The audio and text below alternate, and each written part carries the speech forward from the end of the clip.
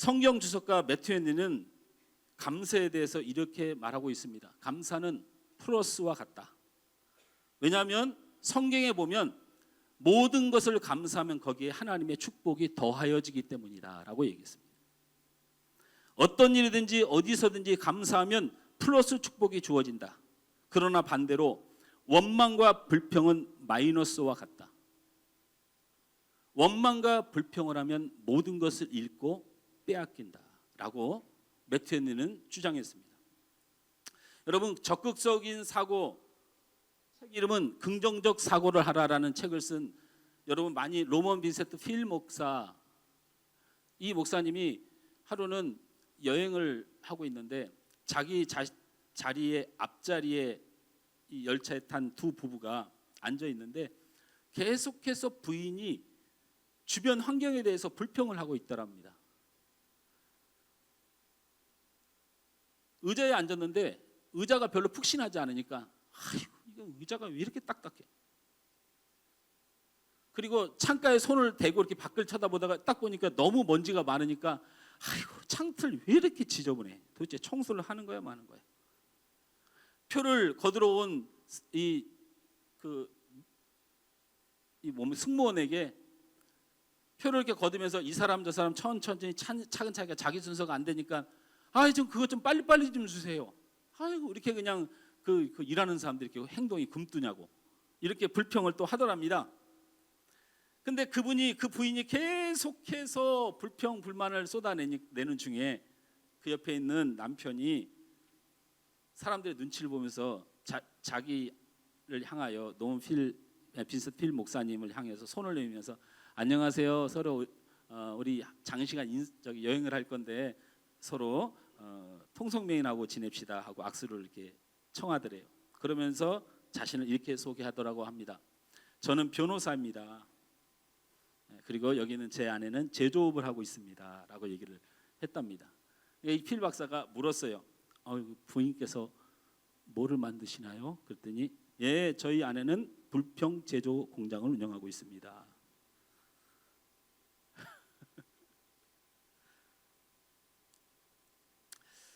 개인의 입장에서 또 가정의 상황에서 교회가 교회 상황에 따라 원망과 불평을 할 만하니까 하는 겁니다.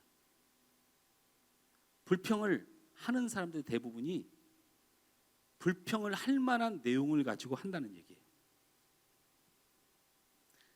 이 얘기는 무슨 얘기냐면 상황을 잘 파악하는 사람이 불평해요. 원망도 그냥 아무나 할 수 있는 게 아니에요. 그 상황을 너무 잘 알고 있는 사람들이 원망하죠. 한국 교회 정서를 알고 잘 파악하고 있는 사람이 우리 목사님이 목회를 잘못하는 것에 대해서 지적하는 거예요. 모르는 사람은 지적하거나 원망 불평을 잘 안 해요.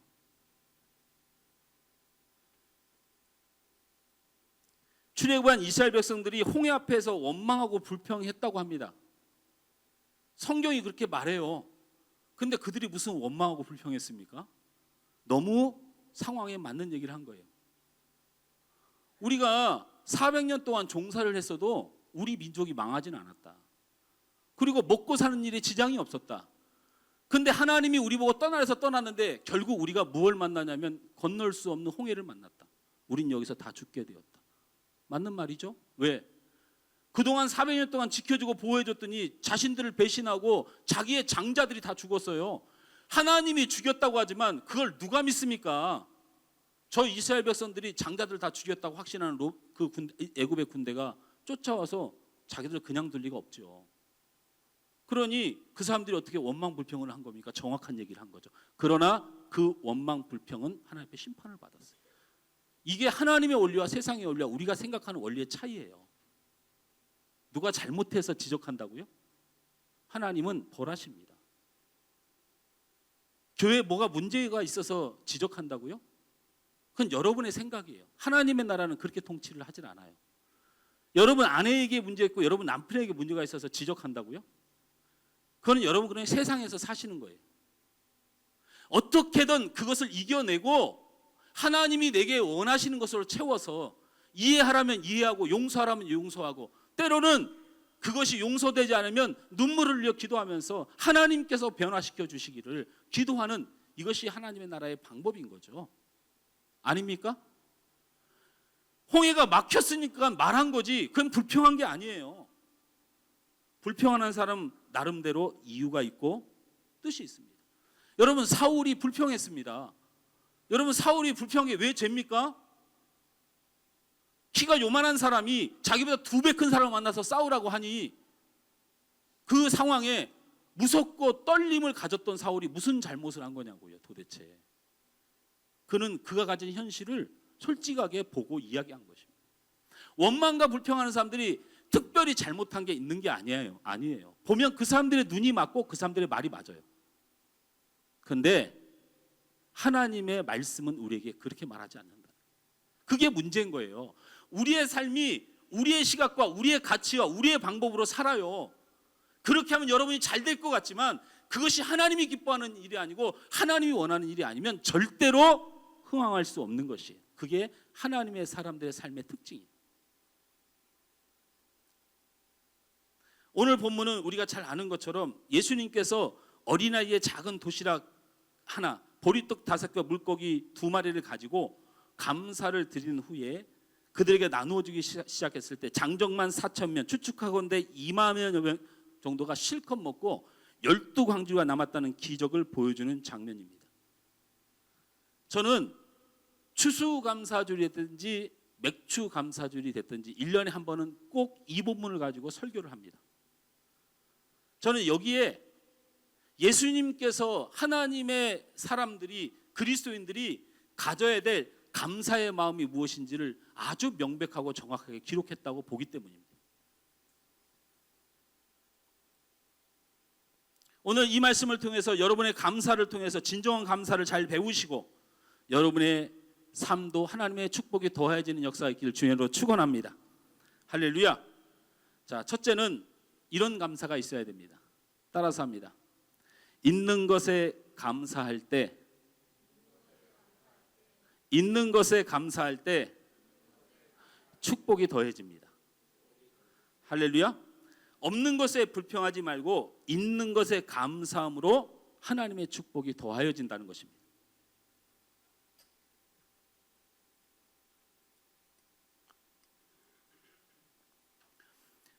이 오병이의 기적은 특징이 하나가 있는데 사복음서에 모든 사복음서에 기록된 하나님의 말씀으로 적지 않은 말씀이라는 거죠. 여러분 잘 알다시피 마태, 마가, 누가는 열심히 같은 것을 쓰지만 요한은 항상 다른 것을 썼는데 요한이 항상 다른 걸 쓰다 갑자기 마태, 마가, 누가가 썼던 이 오병이의 기적만큼은 같이 다루고 있을 만큼 중요한 메시지가 들어있다는 의미를 가지는 거죠. 그래서 마가복음 6장 31절에는 예수님이 열심히 설교하다가 많은 사람이 은혜를 받고 가득 차서 사람들이 가득 차서 이 사람들에게 예수님이 먹을 것을 주어 기적이 일어났다라고 말하면서 이 설교가 이렇게 될 수 있다는 거죠. 말씀을 사모하여 모인 모든 사람들은 하나님의 기적을 체험한다. 이렇게 설교가 돼도 무관하지만 문제는 마가복음에 가보면 이게 전혀 사실이 아니니까 문제가 되는 거예요. 어떤 거예요? 마가복음에 2만 명이 모이게 된 이유가 뭐예요? 말씀 들으러? 예, 그냥 그게 비슷하게 맞긴 맞아요. 그러니까 예수님께서 열심히 말씀을 가르치고 병자를 고치시고 막 이렇게 하는데 사람들이 인기가 많아서 사람들이 많이 모여든 게 아니고 그런 사역을 열심히 하시다가 제자들과 예수님이 너무 피곤하셨어요. 그런데 피곤한 건 둘째치고 이겨내고 나갈 수가 있는데 너무 배가 고팠어요. 그래서 마가복음 6장에 보면 밥 먹을 시간도 없어서 예수님이 특별히 배려를 해줍니다. 너희들은 한적한 곳에 가서 식사를 하고 나로 인해서 사람들이 자꾸 몰려다녀서 너희들 쉴 틈이 없으니까 예수님이 거기서 배를 딱 탑니다. 배를 타고 멀리 떨어져 보니까 사람이 흩어져 버렸어요. 그런데 사람들이 어디서 기다리고 있어요? 베세다에서 기다리고 있는 거예요. 그 배가 그쪽으로 올 줄 알고. 그래가지고 이렇게 큰 그 갈릴리 바다를 돌아서 사람들이 구름대처럼 모여들어서 일어난 일이에요. 그러니까 말씀을 열심히 가르치니까 사람들이 몰려든 게 아니고 예수님이 워낙 인기가 많으셨어요. 그래서 사람들이 이렇게 모여들었어요. 그러니까 제자들이 어쩔 수 없이 쫓아와서 이제 어떻게 하면 좋겠냐고 묻는 질문부터 시작하는 말씀이에요. 어떻게 하면 좋을까? 그래서 예수님께서 말씀합니다. 너희들이 먹을 것을 줘서 저 사람들이 먹고 집에 가도록 해라. 너희들이 있는 것을 가지고 저 사람들에게 주어서 저 사람들이 먹고 집에 가도록 해라. 그랬더니 거기서 누가 딱 나와요? 요한복음에 보면 빌립이 딱 나와요. 이 요한이라고 하는 이 사도는요, 참 짓궂은 거예요. 어떤 게 짓궂냐면 마태, 마가, 누가에는 사람의 이름을 명예훼손이 걸려서 그런지 몰라도 잘 이름을 언급을 안 해요. 이런 사건에, 그 여인의, 그 지역의 이름을 잘 언급을 하는데 이 요한은 굉장히 짓궂어요. 그래서 꼭 그렇게 투덜댄 사람의 이름을 써놔요. 여러분, 그래서 요한복음을 뺀 나머지의 오병이의 기적에는 이름이 안 나오는데 이 요한만 이름을 딱 써놔요. 근데 이 습관이 어디에도 있냐면 자기가 예수님께 사랑을 많이 받은 제자라는 것을 드러낼 때도 꼭 써요. 뭐라고 써요? 그 사랑하는 제자가. 자기를 그 사랑하는 제자가. 예수님은 그렇게 불렀다는 거예요. 그래서 이게 사람을 지칭해서 하는데 빌립이 나와서 뭐라고 얘기를 해요? 우리가 가진 것이 여기다가 플러스 200데나리온의 가격에 달하는 떡을 준비해도 저 사람들에게 모자랍니다. 200데나리온은 우리에게 더 줘도 우리가 저 사람들을 먹일까 말까인데 지금 우리가 있는 것으로 무엇을 줄 수가 있습니까? 라고 불평하기 시작해요. 있는 것에 불평해요. 그 다음에 거기서 좀 기다리다가 어디서 음식을 좀 가지고 있는 아이를 하나 발견한 안드레가 자기가 열심히 찾아다녀봤지만 이 소년이 가지고 있는 물고기 2마리와 보리떡 5개 외에는 없습니다. 있는 것에 대해. 그래서 이것이 저 많은 사람들에게 얼마나 되겠습니까? 라는 말을 안 했으면 좋겠는데 안드레가 그 말까지 해요. 이 정도까지가 이만큼 가지고 무슨 이 많은 사람들을 먹입니까? 라고 말하면서 있는 것에 대한 감사가 아니고 없는 것에 대한 불평을 해요. 부족합니다. 이것이 빌립의 이야기고 이 정도로 이 많은 사람들에게 얼마나 되겠습니까? 그들의 대답은 굉장히 불평스럽고 짜증스러웠습니다. 이걸 가지고 택도 없지 않습니까? 이것 가지고 뭘 할 수가 있겠습니까? 우리 자녀가 이 정도 공부해가지고 뭐가 되겠습니까? 우리 자녀가 저 정도 성질을 가지고 뭐가 되겠습니까? 내 남편이 이런데 우리 집안에 뭐가 되겠습니까? 내 아내가 이런데 내가 무슨 부귀영화를 누리겠습니까? 제가 우리 사모한테 그런 농담을 했는데 그게 상처가 되는 것 같아요. 근데 저도 섭섭한 게 있어서 그래요. 병원에서는 저보고 심각하다고 그러는데 우리 사모는 약도 안 챙겨줘. 몸에 좋다는 미나리도 안 줘. 막 안 줘. 하여튼 의사가 좋다는 거 별로 챙겨줄 마음이 없어요. 그러면서 나한테 내가 제일 하기 싫은 것만 하라고 그래요. 뭐라 그러냐면 뭘 먹을까 고민하지 말고 운동 좀 하세요. 먹는 거는 자기가 챙겨주니까 하기 싫고 운동은 내가 해야 되는 거니까 나보고 하라는 것처럼 느껴져가지고 내가 하루는 그랬어요. 당신은 그렇게 뭐 이렇게 챙겨주는 게 싫고 그러냐? 약도 안 챙겨주고. 근데 곰곰이 생각해 보면 그렇게 투덜거릴 일이 아니지. 내 건강 내 몸이지. 내가 챙겨야지. 내가 누구한테. 제가 그 정도 양심은 있어요. 제가 그 정도 양심은 있는데 불평불만을 하는 거죠. 불평불만 하는 거예요. 나도. 근데 예수님은 이 상황에 보이신 장면이 달라요. 갑자기 그 정도밖에 안 돼? 이게 보통 사람의 이야기고 이게 훌륭한 목회자의 모습이에요. 그 정도밖에 안 돼? 그럼 작전을 짜야지. 이렇게 해서 떡을 늘려야 되고 이렇게. 이상하게 있는 것이 분명히 불가능한 것이고 있는 것이 보잘것없는 것인데 제자들은 있는 것이 보잘것없으니 방법을 달리해야 된다고 말을 해요. 있는 것이 보잘것없으니 우리 가정이 보잘것없으니 내 건강이 보잘것없으니 우리 교회가 보잘것없으니 그거에 대해서 다른 방법을 내야 된다고 생각을 한다는 거예요. 그러면 당연히 훌륭한 목회자, 훌륭한 가장, 훌륭한 삶의 리더자는 좋은 방법을 내면 해결될 것 같지만 예수님은 그렇게 하는 것이 아니라고 말씀하시고 뭐라고 말씀하시냐면 하늘을 우러러 축사하셨다라고 기록되어 있어요. 여러분 기억하시죠? 우리 한번 말씀 읽어볼까요?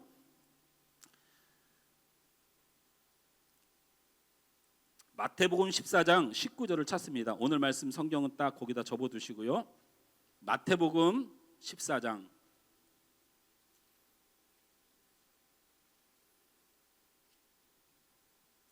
마태복음 14장 19절 말씀은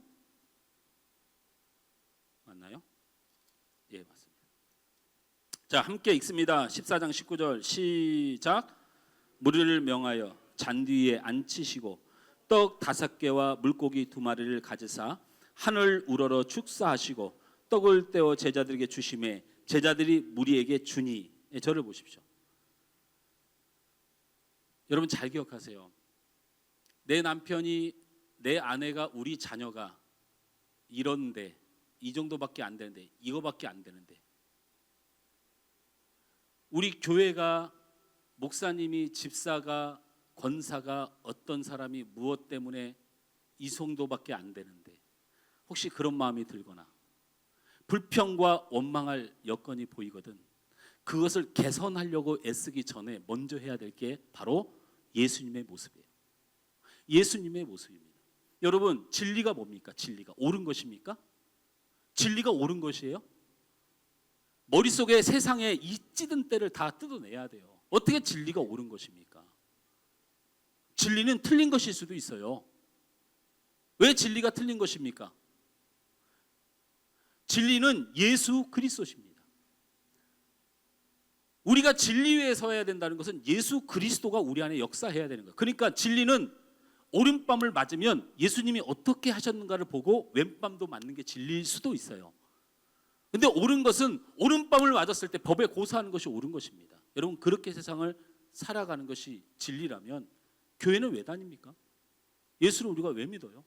예수는 우리 안에 역사하는 진리입니다. 진리의 모습대로 우리가 살아가는 거죠. 그래서 오늘 말씀에 예수님께서 빌립과 안드레는 이 정도 갖고 이거밖에 없고 절망적으로 원망하고 불평했을 때 예수님은 하늘을 우러러 축사하셨습니다. 그런데 이거를 잘 해석해도 하나님을 향하여 축사하셨다는 말이 감사하셨습니다라는 말은 상식이니까 하나님께 감사했다 이렇게 넘어가도 되는데 원어를 보면 다른 얘기입니다. 하늘을, 작은 것을 가지고, 지금 있는 현실을 가지고, 부족한 것을 가지고 예수님이 어떻게 하셨냐면 하늘을 우러러라는 말은 헬라어로 아나불 렙사스라는 단어예요. 아나불 렙사스라는 단어니까 이것을 정확히 해석하면 존경의 표시로 두 손을 높이 들어 그것에 대하여 존경을 표하다라는 거예요. 그 작고 그 부족하고 그 없는 그 연약한 것들을 자신에게 있는 것을 가지고 하나님을 향하여 존경을 표했다. 나에게 최고의 것을 주셨다고 인정했다라는 뜻이에요. 할렐루야.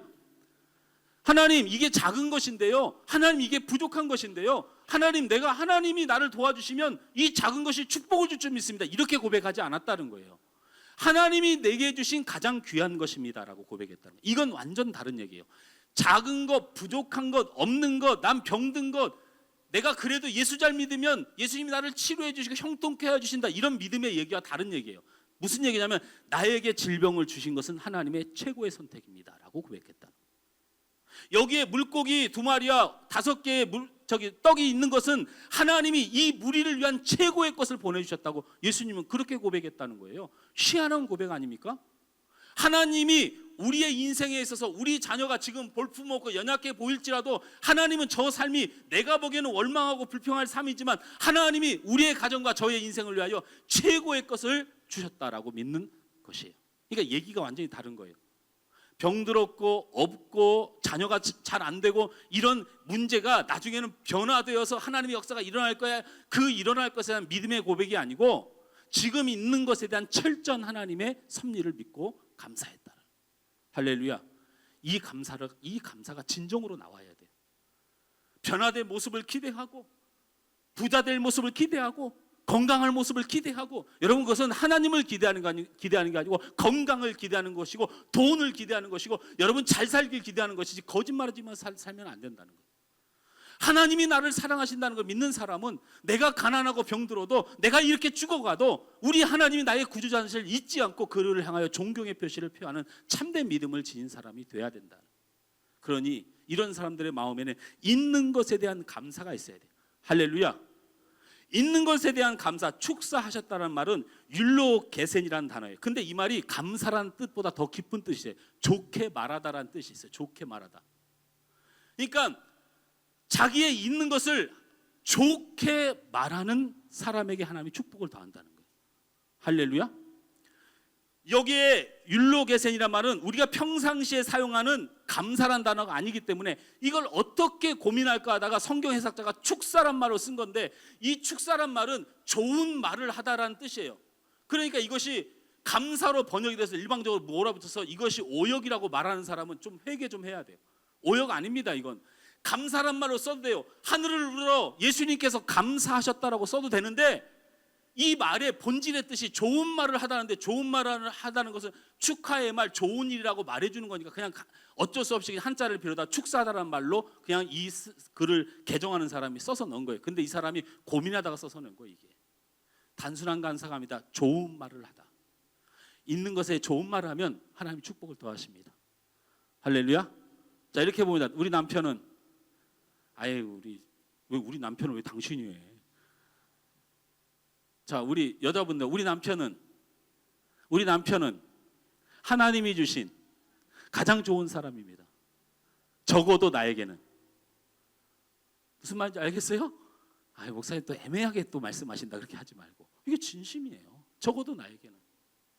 우리 사모를 누가 봐도 부족하다고 말해도 소용없어요. 그 부족한 우리 사모가 제게는 완벽한 아내인 거, 그게 하나님의 역사예요.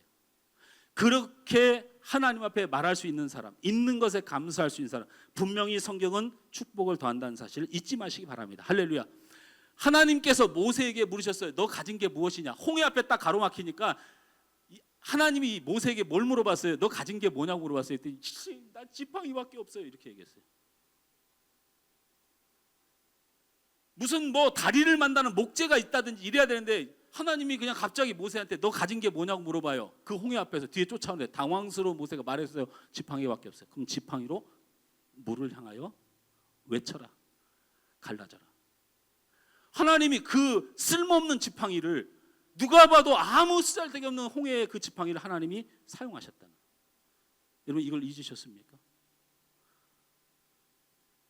골리앗의 엄청난 위세에 다윗이 가진 그 물맷돌 하나, 조그만 돌멩이 하나만을 사용하셨어요. 그 돌멩이 하나 때문에 다윗이 이스라엘 역사의 가장 위대한 자리에, 왕의 자리에 앉게 되는 역사가 일어난 거예요. 성경은 여러분이 가진 것이 무엇이냐를 평가하고 거기에 대해서 원망하고 불평하라고 말하지 않고, 있는 것에 감사하면 하나님이 일하신다고 말씀하십니다. 할렐루야. 여러분, 이 감사가 여러분 안에 회복되길 주의 이름으로 축원합니다. 할렐루야. 그리고 오병이의 기적에서 약간 다르게 기록된 말씀이 있기 때문에 이 말씀이 무엇을 말하는가를 함께 봐야 되겠습니다. 여러분, 오늘 본문 말씀으로 다시 돌아갑니다. 요한복음 6장으로 돌아가 보면 예수님이 있는 것에 대한 감사를 말씀하시면서 한 가지 사실을 분명하게 선언하고 있는 게 있어요. 뭐냐면, 빌립과 제자들이 가진 것을 가지고 뭐라고 이야기하냐면, 빌립이 200데나리온에 달하는 떡을 가져오는데 조금씩만 먹게 할지라도 모자랍니다. 이렇게 말해요. 그렇게 안 써 있나요? 자, 7절 말씀을 다 같이 읽습니다. 요한복음 6장 7절 말씀 다 같이 시작. 빌립이 대답하되 각 사람으로 조금씩 받게 할지라도 200데나리온의 떡이 부족합니다. 뭐라고 얘기했냐면, 우리가 200데나리온의 떡을 준비해서 조금씩 나눠주자는 게 아니고, 어쨌든 조금씩만 나눠서 아껴서 나눠줘도, 우리가 200데나리온의 떡이 더 있어도 그것을 가지고도 조금씩 나눠줘도 부족합니다. 그런데 예수님의 방법은 달랐어요. 예수님은 뭐라고 말씀하세요? 예? 빌립의 주장, 조금씩 나눠주는 것과 상반된 말씀이 갑자기 기록되죠. 뭐라고 말씀하셨어요? 그렇죠. 여러분, 진짜 여러분 하늘소망교회 성도 축복받아야 돼요. 이런 말씀이 눈에 들어온다는 건 여러분이 영적으로 살아있다는 거예요. 우리 사모가 말한 거죠. 자, 읽어봅시다. 다 같이 11절 시작. 예수께서 떡을 가져 축사하신 후에 앉아있는 자들에게 나누어 주시고 물고기되 그렇게 그들의 원대로 주시니라. 이게 무슨 말씀이냐면, 하나님의 역사는요, 조그만 마음을 내 것이라고 해서 뭔가 조금씩 뭔가 자기의 계산대로 사람을 대하고 이웃을 대하고 세상을 대하는 것에 대해서 하나님이 축복은 거두어요. 조금씩이라고 하니까 하나님 베풀어 주지 않지만 예수님이 뭐라고 명령하셨어요? 조금씩 주지 말고 저 사람들이 원하는 대로 주라는 거. 원하는 대로. 저는요, 이 말씀을 통해 확신할 수 있는 게 뭐냐면 하나님께서 우리에게 보이신 기적의 현장에 무슨 일이 있었냐면, 아니 2만 명 먹게 해주면 끝이어야 돼요. 근데 오늘 요한복음에는 절반이 뭐로 기록되어 있냐면, 원하는 대로 주었을 때, 원하는 대로 주려고 교회가 마음먹었을 때, 세상에 원하는 대로 사랑하려고 했을 때, 교회가 사랑과 나눔을 원하는 대로 하나님 원하신 대로 하려고 했을 때, 내 개인의 삶에 내 물질을 이웃을 위하여 원하는 대로 쓰려고 주님이 원하시는 대로 그걸 내놓으려고 했을 때, 하나님은 먹고 남아 12바구니가 남도록 채워주신다. 넘치는 축복은요, 나눔에 있다라는 거예요. 할렐루야. 넘치게 축복받으려면 조금씩 계산하여서는 안 된다는 거예요. 넘치게 축복받으면 주님께서 원하는 만큼 나눔의 축복이 있어야 된다. 저는 여러분의 가정에 이 나눔에 대한 계획이 세워지시길 주님으로 축원합니다. 할렐루야. 오늘 거기 가는데 우리 장로님이, 목사님 뭐 갈 때 교통비라도 좀 하고 가면 커피값이라도 해야 되는데 어떻게 좀 드릴까요? 저번에 한번 물어봤어요. 그래서 아이 됐어요. 제가 이제 알아서 할게요. 노예에서 교통비 나오고 숙박비 나와요. 호텔도 잡아주고. 그래서 이틀 동안 잘 지내다 와요. 근데 마음속에 찜찜한 게 있어요. 식사는 알아서 먹기로 했어요. 노예돈 안 쓰고. 밥은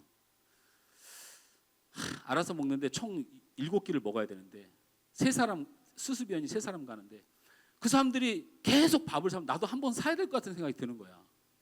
그래서 우리 장로님한테 가서 비굴한 소리 했어요. 우리도 베풉시다. 그때 장로님 웃으면서 그러니까요. 그때 내가 가진 돈이 별로 없어가지고, 제주도가 여러분 물가가 겁나 비싸요. 밥 한 끼 사도 좀 돈이 필요할 것 같아요. 여러분, 우리 VIP들에게 밥 많이 사주세요. 여러분이 내세요. 여러분이 내요. 모자라면 목사님 밥 사려다고 생활비 다 떨어졌어요. 나한테 오세요. 그럼 제가 생활비 좀 드릴게요. 제 거 나눠서 풍성히 드릴게요. 근데 여러분 참고로 한 달에 용돈 10만 원 받습니다. 그러니까 여러분이 알아서 계산하고 와서 목사한테 생활비 달라고 하세요. 우리 사모가 여태까지 지금 한 4년 동안 10만 원 주고 그 이상을 줘본 적이 단 한 번도 없어요. 저는 거기에서 죽고 살아야 돼요. 그러니까 여러분 VIP들에게 열심히 베푸시고, 열심히 사시고, 열심히 나누시고, 나누면 하나님이 기적을 주십니다. 할렐루야. 여러분의 삶도 그렇게 계획해야 되지만 우리 교회도 비전을 새롭게 해야 돼요. 제가 입버릇처럼 하고 있는 이 교회에 대한 기부 반드시 이뤄내야 돼요. 우리 교회 건물을 제한 저 위에 상층은 반드시 기부해야 됩니다. 할렐루야. 우리는 성도가 80명만 와도 자리 좁아요. 그러니까 욕심내지 마세요. 그냥 하나님 열심히 믿고 충성하고 주님 말씀 열심히 지켜가면서 우린 작은 교회가 아니고 강한 교회를 만들어야 돼요. 할렐루야. 그리고 우리 교회가 계속해서 선교사를 늘려나가야 돼요. 저는 우리 선교사님들이 저한테 전화하면, 제가 교회에 어렵고 우리 교회가 개척교회인지 하면서 선교사님들이 전화하면 그분께 너무 감사해서 저는 항상 모시고 식사 대접합니다. 우리 다바오 지역에 신기대 선교사님과 같이 선교를 하던 그 선교사님이 혼자 독립을 해서 교회를 하기 시작했어요. 그래서 제가 여러분한테 소개를 드렸죠. 느티나무 교회. 그런데 그 목사님이 빠낙간 크리스찬 교회의 목회자예요. 근데 그분이 오셨어요. 그 부인이 저하고 대학 동기입니다. 근데 연하하고 결혼을 했어요. 그래서 선교사님이 전화를 해서, 목사님 제가 전화하면 많은 교회 목사님들이 한국 교회도 어려운데 선교사가 전화하면 왠지 사례를 많이 줘야 될 것 같아서 친한 친구 선배 후배에게 전화를 했는데 너무 상처가 됩니다. 그런데 제 아내가 목사님하고 같이 학창시절 했는데 선교사가 전화하면 도와달라는 전화 같아서 여태까지 연락을 못하고 있다가 목사님한테 전화드린 건, 목사님 정말 보고 싶습니다, 이렇게 하더라고요. 너무 마음이 아팠어요. 친구가, 동료가 선교사로 나가서 저 오지에서 그렇게 피땀을 흘리는데 한국 교회가 저들에게 눈치 주기를, 들어와서 연락하면 도와주려고 말하는 것 같아서 가장 보고 싶은 사람, 친한 친구, 가족한테도 연락을 못하는 선교사의 눈물이 있더라고. 이게 진짜 하나님 앞에 천벌받을 죄구나라는 마음이 들어서, 선교사님 지금 당장 오세요. 그리고 제일 먹고 싶은 거 말씀하세요. 그리고 우리 7월 마지막 주에 선교사님 비는 시간에 와서 말씀 좀 전해주세요. 교회가 선교사 선교를 하는 것을 늘려가고 본질적인 교회를 향하여 방향을 틀고 우리가 약속한 기부 실천합시다. 할렐루야. 실천하자고요. 제가 남양주시에다가 물어보니까 빚이 있으니까 안 된다는 거야, 기부가. 그죠? 근데 사회복지센터에는 가능해요. 교회라는 조직이 빚을 갚아 나가면서 이것에 대한 뜻을 두면 이것을 이룰 수 있을 때 그 모든 집행권을 그 사회복지센터가 가질 수 있다고 얘기를 해요. 우리 합시다. 어려운 거 아니에요. 제가 더 좋은 차, 더 좋은 집, 뭐 더 좋은 사례, 뭐 아니면 내가 굉장히 유명해지는 목사, 여러분 저 그런 거 별로 필요 없는 사람이 되었잖아요. 이제 앞으로 제가 목회하면 10년이나 할까요?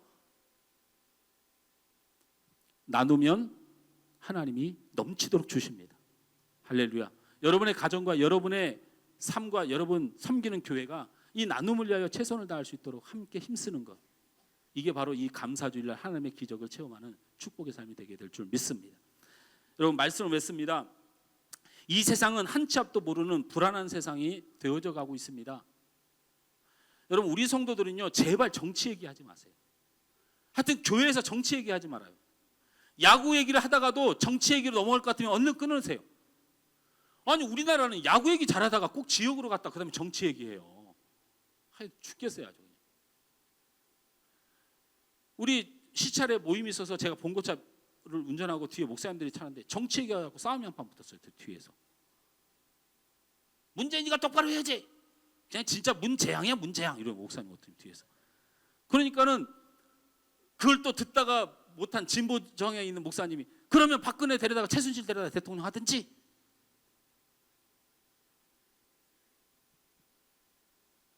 정치 얘기하지 마세요. 세상이 갖고 있는 진리도 하나님의 진리를 못 쫓아오는데 세상에 자기 이익과 자기 유익을 피 터지게 싸우는 저들의 논리에 무슨 성도들이 그것을 마음에 두고 입에 담아요. 이 세상은 불안한 세상이고 한 치 앞도 바라볼 수 없어요. 아군이 어디 있어요? 여러분 트럼프가 우리 어떻게 아군이에요?